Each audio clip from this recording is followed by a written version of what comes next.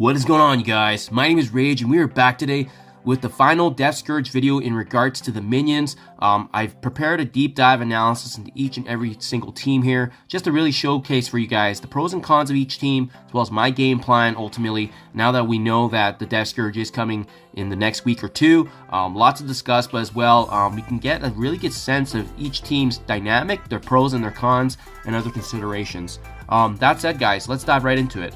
First and foremost, it's extremely important to note that there's 3 new Scourges being effectively applied when this Scourge does hit us. These are 3 benefits that are going to be specifically targeting minions.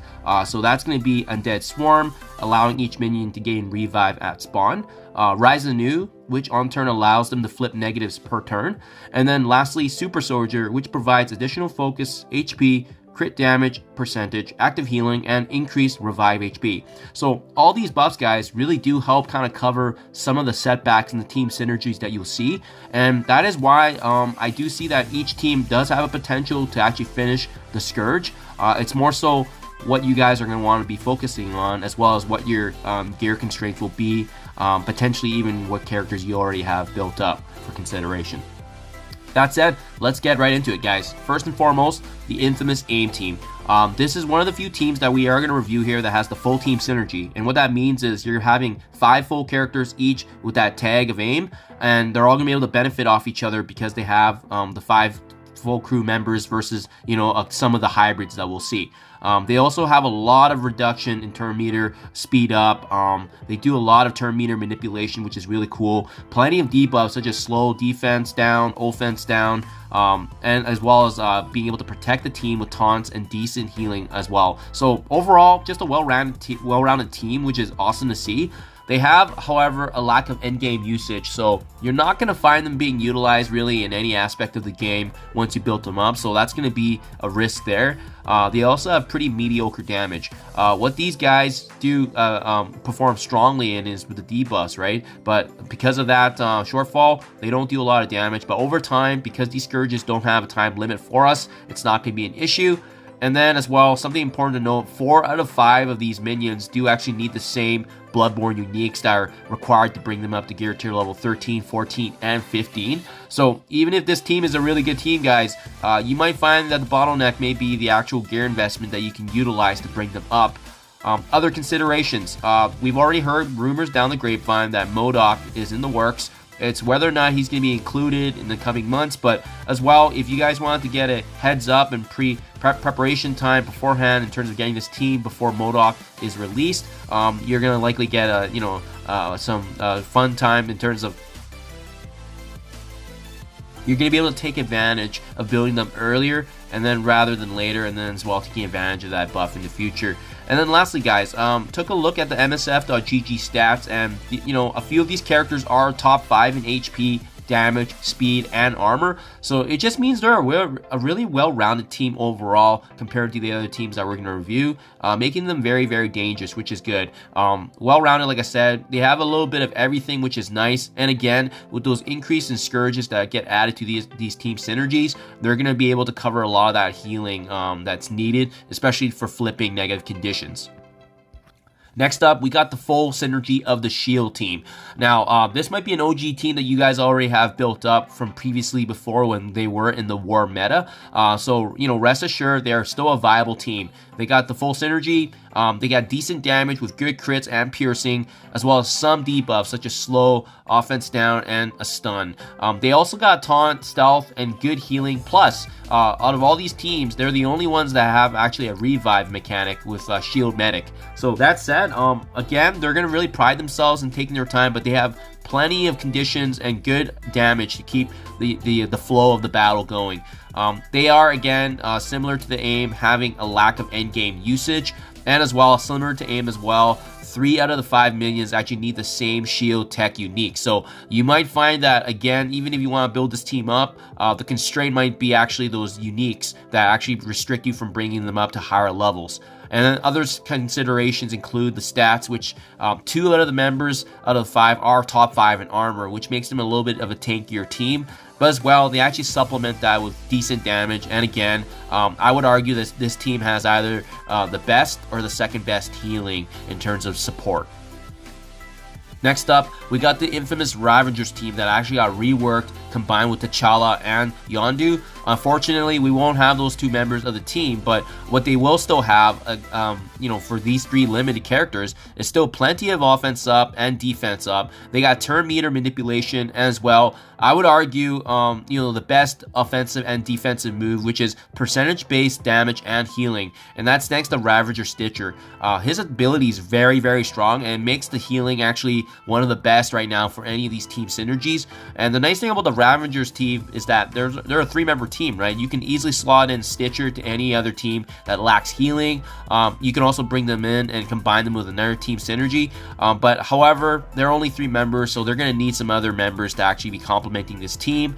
Other considerations, and I think actually out of all the teams, they have the most endgame usage because they are actually one of the viable teams that you can use in the War Scourge, being Notes 5 and Notes 10. They're still a relevant Alliance War team when combined with T'Challa and Yondu. And as well, funny enough, with these characters, all 3 are actually in the top 10 in terms of damage raw stats. That doesn't mean they do the most damage out of all the characters, but in terms of like a basic attack, they're in the top ranking there when you take away any of the effects. Next, we got the Mercenary Team. A good mixture of offense, defense, speed. They also have energy granting and being able to provide that for a team, as well as decent damage overall. There are only 4 members, so you will need an extra +1 character, and they have a lack of healing. So this is kind of the one where I did want to tie it right back to the Ravager Stitcher, because there is a lack of healing on this team. We're going to get supplemented healing from the Scourges being added, but having a character like Stitcher really does kind of add that little extra oomph. And as well, Stitcher having that percentage-based healing and damage is going to give them additional damage and sustainable healing. And then other considerations, they do grant the most buffs in all the teams, and that's thanks to Mercenary Lieutenant, who really prides himself in providing a lot of those buffs like speed and offense, and really turning the tides of battle. It lasts quite a few turns as well. I believe it was like 4 turns in total, so I mean, it really does benefit the rest of the team. And also, Lieutenant has a passive heal that can also trigger based on chance as well. We got Hydra Team next up, another full team synergy, guys, and to be quite honest, they don't really do a lot of debuffs or healing overall. I mean, at the end of the day, they don't have too much going on in terms of those extra effects, but because they have the 5-man roster and they do some decent damage, and the Deflect and Death Proof can help them sustain damage and being able to revive as well if needed, I think it's still going to be viable, guys.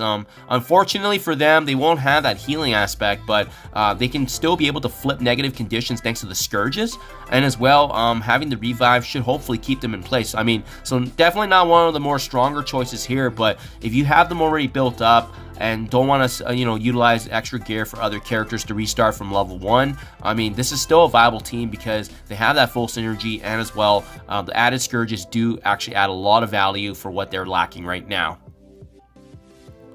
Next, we also have the Hand Team here. So again, similar to our previous full team synergies again, they got stealth, clones, and evasion with decent healing and as well decent damage. They don't have a lot of debuffs, so they're not going to be able to kind of turn the tides of battle in terms of inflicting negative conditions on the enemies, but with the sustained healing, the evasion, the clones, we also get the full revive from the Scourges. This team is still going to be viable, guys. I mean, every team really has their own pros and cons, but it's at this end of the day, it's really going to be dependent on what you guys want to bring in, as well as overall, what gear level and materials you're going to have available on hand that's going to be utilized, right? And I will have to say, guys, it's not in here right now, but I should have also added my note that 3 out of these 5 minions do use the superior focus Chi. So kind of similar to the S.H.I.E.L.D and AIM team, 3 of these guys are going to be using the same gear, and that might be a constraint as well if you guys already have the Hand team naturally built up. And the last but not least, guys, we have the Kree Team here. Kree Team, again, full team synergy. There's plenty of taunts, defense up. The healing could be better. It's pretty mediocre, to be honest, but again, we're going to be getting that additional boost from the Scourges. They also grant energy to each other, which is awesome, and as well, the damage is pretty mediocre as well, but due to sustainability and as well as them having some really good defensive capabilities, I'm sure they're not going to have an issue whatsoever. And honestly speaking, guys, their only con is the lack of debuffs. They could pretty much try to turn the tides of battle when there is any kind of negative conditions being strict upon our enemy, but but because they have a lack of that, that's still okay though. They have a lot of pros to outbalance that, so you know, not the end of the world for sure. And as well, you know, thankfully, one of the few full synergy teams that don't actually all sit in a single, a unique, they're all pretty much spread out, which is kind of nice to have that value there, and you're not, you know, spending it all in one place. So guys, bottom line, you know, at the end of the day, you know, this is pretty much the full 5 crew, the full 5 teams. So really, what is going to be the takeaway points here? I think at the end of the day, the one main thing to remember, however, at the end of all this is that, you know, all teams, like I said earlier, are viable. So I would actually go with your highest level team, whether that's the yellow or the red stars. My personal game plan, if I can just scroll for you guys and show you, is going to be actually utilizing my Ravagers team in combination with the Mercenaries hybrid. You can see their only con is that they lack 3 members, but they do a lot of good things in terms of defense, offense up, turn meter manipulation, percentage damage based healing, and I think the mercenary team, excuse me, has some benefits that can provide a lot of value for them that they're lacking. So that includes, you know, the offense up and speed provided by Lieutenant, energy manipulation in terms of granting it for the fellow team with the passive healing. I think it's just going to cover a lot of gray areas that I'll need for my Ravagers. Also, I like the value here from the Ravagers with them being able to be used in other aspects of the game after building them up. The only thing for building this hybrid is I'm going to lose out on potentially 2 out of these 4 mercenaries where they're not really relevant in the game, right? There's no end game content for them right now, so that could have been a con to add there. But overall, they're a well-balanced team. It's likely going to be, in my opinion, Merc Lieutenant and as well as Ride Guard. I think both of them have enough consistency for them to be able to, you know, allow my Ravagers team to really take advantage and build up energy and really slowly take down a team with their really proficient healing. So that's my game plan, guys. And then last but not least, the last resort, if you guys still are unsure about after this video and after seeing other content creators, I'd recommend just honestly waiting for the Scourge to come about, and letting us as content creators try it out for the first couple of days and letting you know and giving you the feedback, because at the end of the day, we're going to be able to confirm for you, you know, what is truly effective and what's going to work. But for sure, I'll keep you guys posted when I do my playthrough, my Ravagers plus my Mercenaries, because I'm very hopeful that all these teams can actually get the job done. It's more so what's going to be best for your guys' gear constraints as well as your resources. So do let me know what you think in the comments below, guys. I'm eager to hear back what you think, but I know every you know, person I've spoken with is bringing in a different team, so this is gonna be a very exciting time to kind of theory craft and try a new strategy and see what works best for everyone for sure. Thank you as always, you guys. Do appreciate you checking my videos, and I'll catch you guys in the next one.